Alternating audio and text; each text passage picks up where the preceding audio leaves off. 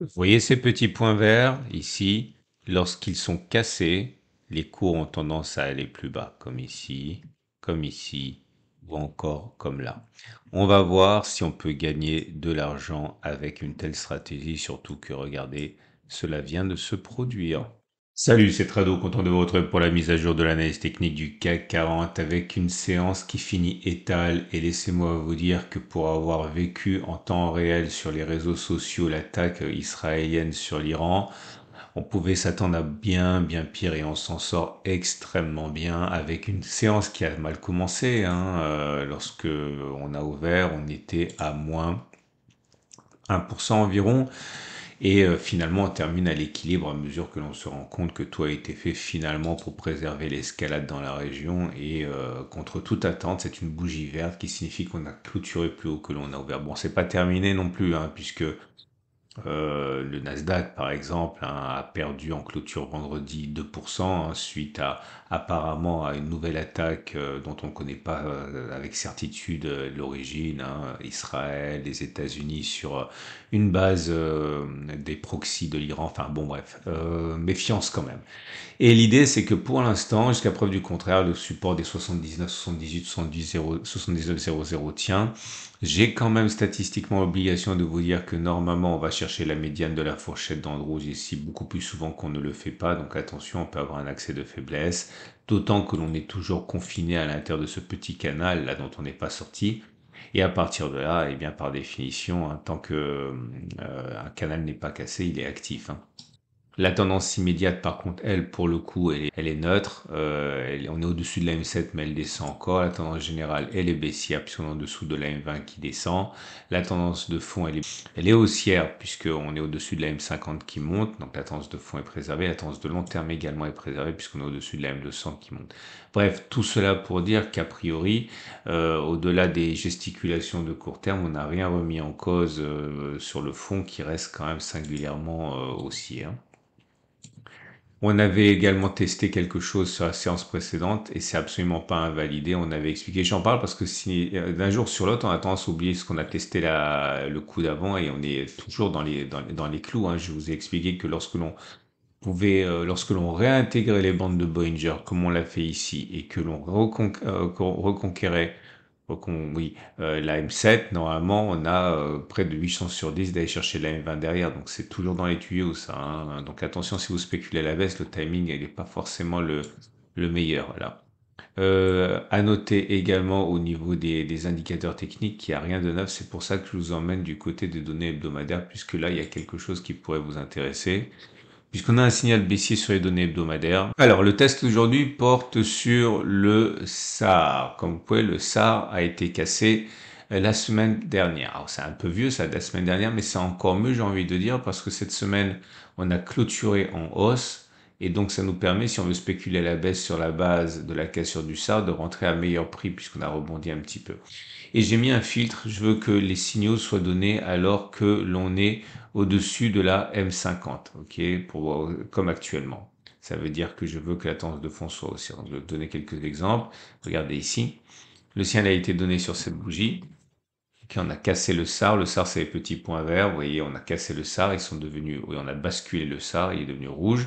Si on met un stop de protection au-dessus des plus hauts du cycle haussier du SAR, voilà, on est rentré ici en clôture sur ce niveau. On met le stop de protection à 4,27 et vous voyez qu'on a fait au mieux 6,83. Pareil, ici on a cassé sur ce niveau. On met le stop de protection au-dessus du plus haut du cycle aussi du SAR, 5,05.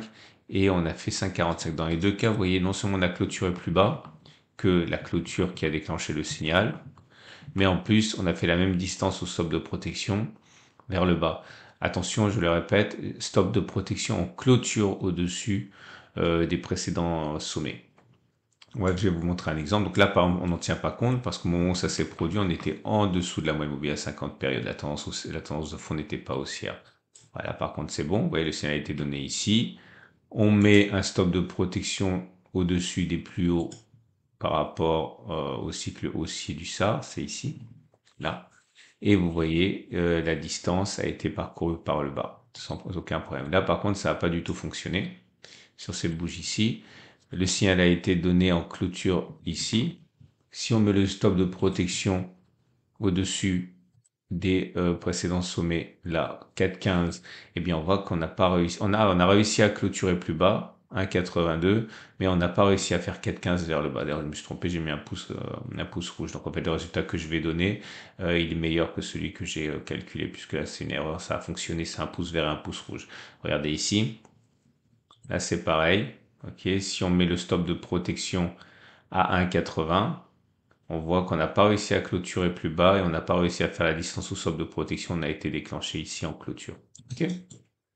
Bon, vous avez compris, c'est assez classique. Voilà typiquement l'exemple. C'est pour ça que je veux en clôture et pas en touchette, puisque là, on a fait quelques centièmes de points au-dessus. Le signal a été donné. Voilà. Là, on aurait été déclenché en stop de protection en touchette, mais on n'aura pas été déclenché en stop de protection en clôture au-dessus, puisqu'on a juste tous ces chats qu'on a replongé derrière. Ça aurait été derrière un très beau trade. Voilà, je vais passer là, pareil, vous voyez. Si le signal a été donné ici, le stop de protection, il est positionné au-dessus des plus en clôture, 4,21, et là, oui, on est passé au-dessus, mais on n'a pas clôturé au-dessus, donc ça aurait fonctionné, 4,92, mais si on fait un stop loss en touchette, ça aurait pas fonctionné. Et j'ai fait la chose 34 fois, et au bout de 34 fois, voilà les conclusions. Alors ça nous ramène jusque... Ça nous ramène jusqu'en... Oh, attends, ça a un peu plus longtemps que prévu. Ouais, voilà, c'est ça. Ça nous ramène jusqu'ici. C'est 2003, hein, c'est pas rien. Et bah, ça fait 20 ans hein, de tests. Voilà les conclusions. Peut-on envisager, suite au signal qui a été donné la semaine dernière, là, ok, que l'on ait une clôture en dessous du niveau de clôture ici à 8022? La réponse est très clairement oui. Ça a fonctionné comme ça 25 fois, ça a échoué 9 fois, autrement dit 74%. Peut-on envisager qu'on fasse la distance sous de protection? La réponse est non. Ok, ça a fonctionné 14 fois, ça a échoué 20 fois, ça a fonctionné que dans 41% des cas. Autrement dit, la remontée à laquelle on assiste actuellement est statistiquement surtout une occasion pour spéculer à la baisse et parier sur une clôture en dessous du niveau des 8020. Ok, donc plus on monte, plus ça sera intéressant en termes de ratio gain-risque pour parier sur la baisse. Ça ne veut pas dire qu'on n'ira pas faire une fois la distance sous de protection, mais en tout cas, ça a fonctionné 40 fois sur 100, donc c'est pas non plus acquis. Donc une fois de plus, ça milite pour une baisse, mais qui resterait mesurée. Voilà, donc méfiance, si vous êtes acheteur, il semblerait qu'il y ait encore de la marge avant de sortir votre position. Par contre, il ne faudra pas vraiment être trop gourmand parce qu'à un moment donné, vous allez vous faire attraper par la statistique sur les données hebdomadaires. Voilà, donc on bascule sur les données journalières. Et j'aimerais vous parler d'un de mes sponsors qui pourrait vous intéresser puisque c'est dimanche, puisque vous avez le temps et surtout puisque c'est la saison des déclarations des revenus qui a commencé. Je vais vous parler de mon partenaire gestion de fortune et gestion de patrimoine, les deux, hein, c'est Auguste Patrimoine et Avant-Garde Investissement. Alors, vous les avez sans doute entendu récemment, si vous suivez BFM TV, hein, ils sont intervenants sur BFM TV. Par exemple, il y a 4 jours, ils sont intervenus sur Unibail Rodamco, mais ils interviennent régulièrement, comme j'ai dit. Vous pouvez découvrir ça. Donc, Avant-Garde Investissement, c'est du family office, hein, c'est pour les capitaux les plus conséquents, mais la même structure, hein, c'est Auguste Patrimoine. Et Auguste Patrimoine propose de très nombreux services au patrimoine, on va dire classique, hein, comme vous et moi, à savoir, voilà, obtenir un crédit, diminuer son imposition, c'est pour ça que j'en parle, la gestion patrimoniale, investir en immobilier, bref, si vous avez reçu un bonus, si vous voulez organiser votre succession, bref, c'est la même structure. Selon le capital que vous avez, vous serez donc plutôt client Auguste Patrimoine ou Avant-Garde. Family Office, franchement, j'ai recommandé pas mal de mes amis qui sont clients, ils sont ravis.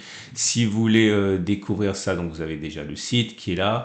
Et si vous allez sur mon site, à moi, lorsque vous allez mais je vais mettre également sous la vidéo YouTube, vous avez le lien pour aller visiter les services proposés par Auguste Patrimoine. Et ici, un agenda. Si vous cliquez sur l'agenda, vous allez arriver ici et vous allez pouvoir directement mettre prendre un rendez-vous pour avoir un rendez-vous patrimonial et un bilan patrimonial gratuit. Et franchement, ils vont pas vous harceler après, hein, c'est pas du tout le genre de la maison. Voilà, vous prenez rendez-vous, vous discutez, ils analysent votre bilan, ils vous donnent quelques conseils gratuits. Si vous décidez d'aller plus avant avec leur solution, bah forcément, dans ce cas, ça durera plus longtemps. Mais si vous voulez pas, eh bien voilà, au mieux vous aurez eu, enfin au mieux ou au pire, vous aurez eu un bilan patrimonial gratuit. Et encore une fois, le moment est bien choisi puisque, encore une fois, vous le savez, c'est la période de déclaration des revenus. Donc n'hésitez pas. Et on va terminer avec les trades du jour. Et si vous êtes haussier, ben vous avez compris, hein, vous pouvez acheter maintenant si vous considérez que ça peut, que si on a survécu à l'attaque à l'attaque récente et qu'on arrive à terminer étal, eh bien c'est plus solide que l'on croit. Mais je mettrai quand même un stop de protection en dessous de la médiane de la fourchette d'Andrew, juste au cas où, ben voilà, on irait toucher la médiane. Donc si vous pariez sur un retour sérieux plus loin, un stop de protection ici. Bon, ça fait un ratio gain-risque d'à peu près 1 sur 2. Bon, c'est pas mal, hein. Si vous êtes baissier, par contre, vous l'aurez compris, hein, l'idée c'est d'attendre que ça rebondisse un petit peu. On sait qu'on doit aller chercher la M20 par exemple. Voilà, en imaginant que on se donne un peu de marge de manœuvre, pareil ici, on parie sur un retour de la baisse. Le stop de protection. Alors, le problème c'est que si on met un stop de protection au-dessus des précédents sommets, c'est tout juste égal à 1. Ok. Donc soit vous attendez que ça monte bien avant de spéculer à la baisse, soit vous visez un petit peu plus bas, mais ça c'est un petit peu ambitieux. Donc à titre personnel, j'attendrai, j'espérerai qu'il y ait une impulsion forte. Là je caricature. Stop de protection au-dessus des plus hauts et vous avez un ratio gain qui est intéressant. Voilà, je vous souhaite une excellente journée. Je vous remercierai jamais suffisamment pour votre confiance et votre fidélité. Vous pouvez liker, vous pouvez les mettre à vous abonner. Vous avez plein de choses qui vous attendent dans l'onglet de ma chaîne YouTube, également les vidéos gérer votre retraite avec des ETF, assurer votre retraite, investir dans l'or, etc. Bref, tout ça, ça vous attend. Excellente journée, à tout de suite pour d'autres vidéos.